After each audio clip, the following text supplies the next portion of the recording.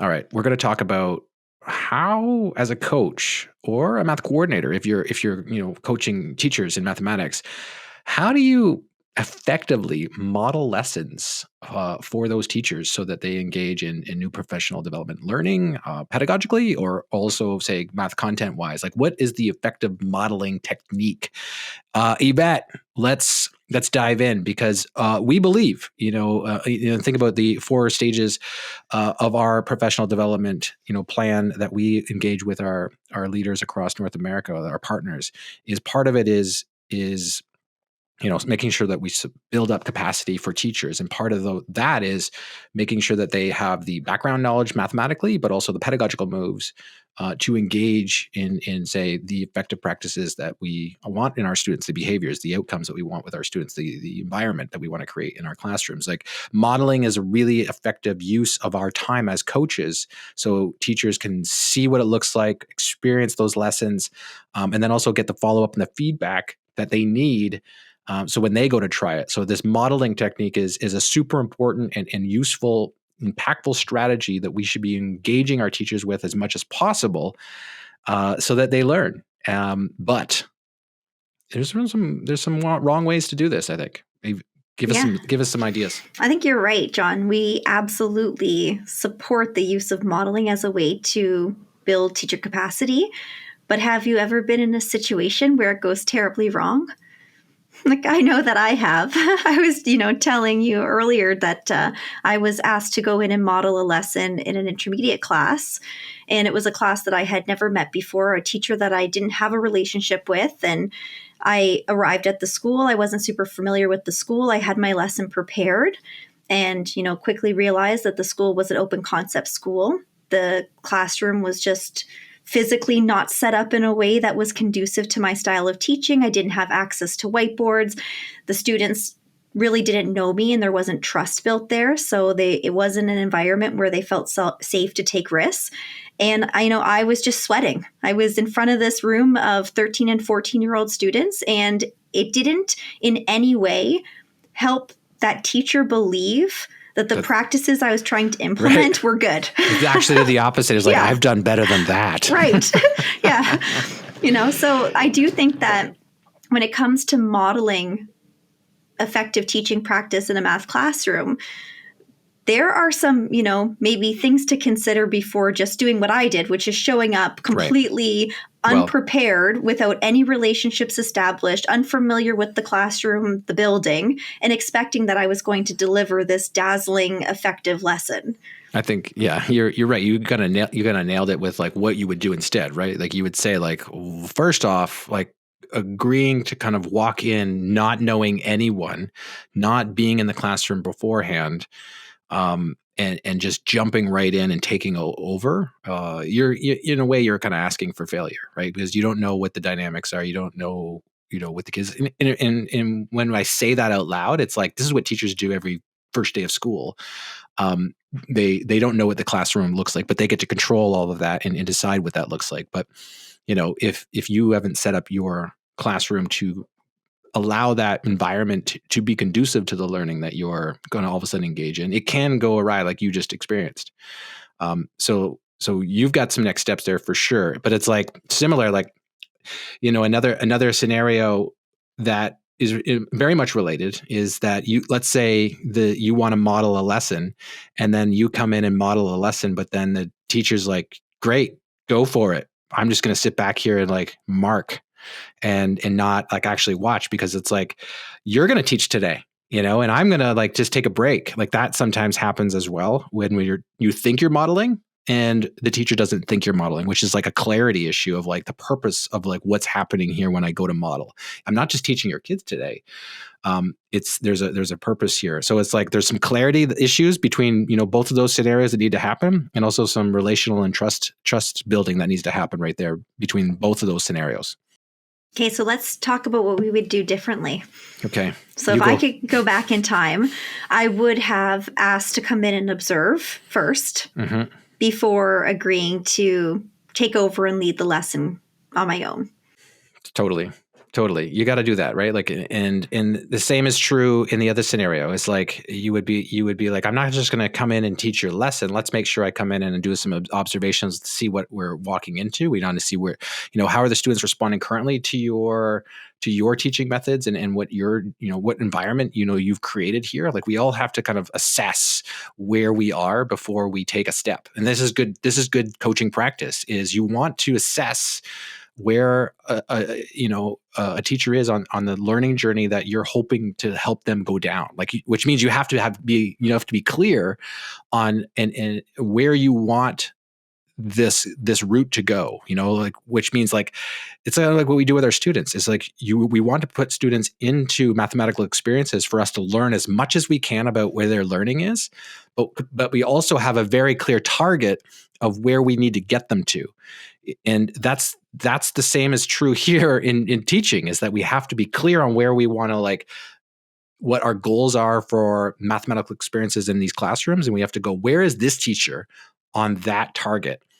And maybe they're here, maybe they're here, maybe they're here, but I'm going to help. I have to figure out how to, like, model this to give them what they need and also the students at the same time, which is a hard thing to do, but you can't do that without assessing first. I think you identified another next step for me, when I am given this opportunity again, is to have that conversation with the teacher ahead of time to talk about the goals for modeling and what our intended learning is.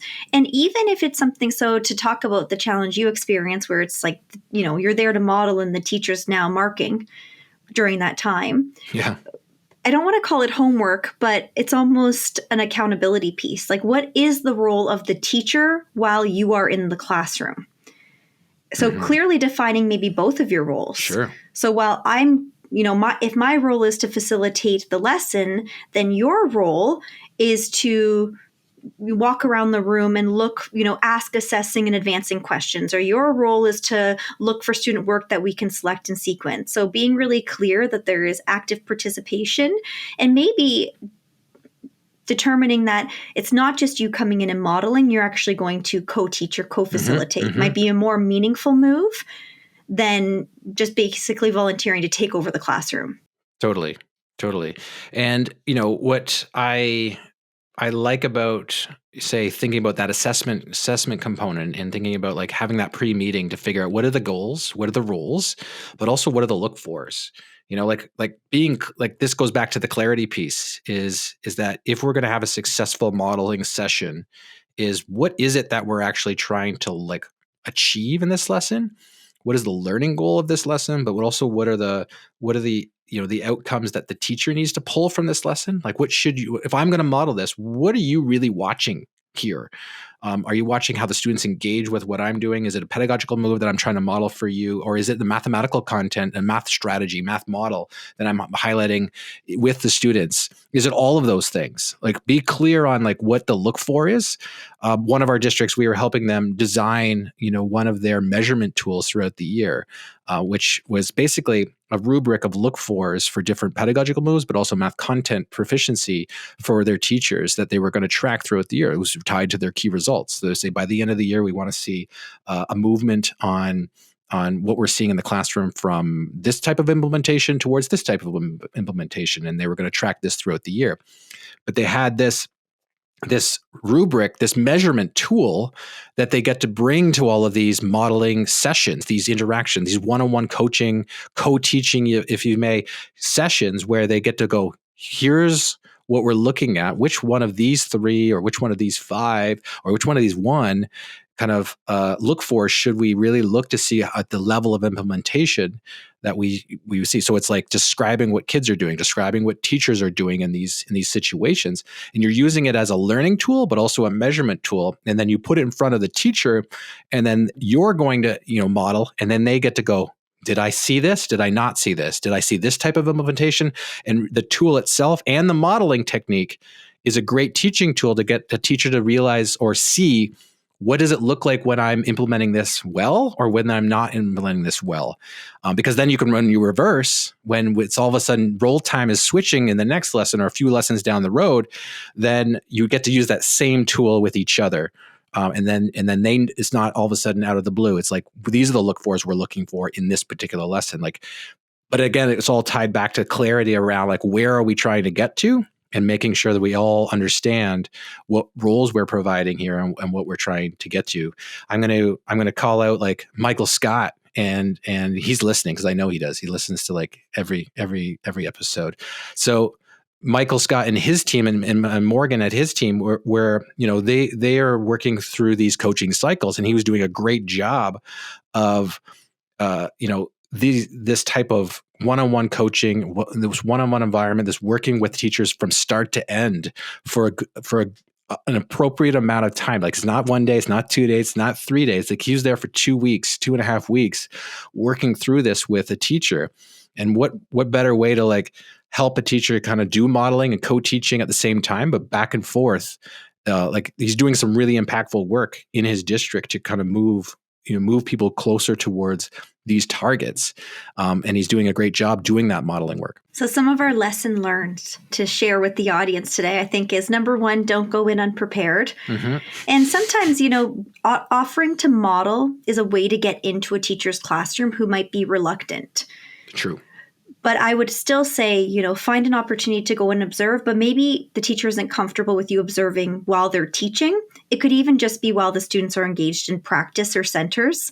Just a chance to get a feel for the environment, get a feel for the room, to understand, the physical space, so that you're not feeling unprepared when you arrive. And also you're building trust and you're building relationships with both the teacher and the students. I think our second recommendation, probably the most important one, is to have clarity around the roles. So why are you there?